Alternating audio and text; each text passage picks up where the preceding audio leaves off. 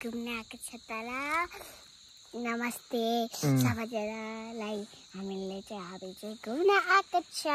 म चाहिँ घिसिङबाट आएको तल्लो गाउँबाट त्यहाँ चाहिँ रोड यस्तो छ भन्नु रोड चाहिँ हाम्रो चाहिँ बाङ्गो छ यस्तो छ रोड चाहिँ उयाहरू उहाँ मान्छे हिँड्दैछ आखे उहाँ तल ल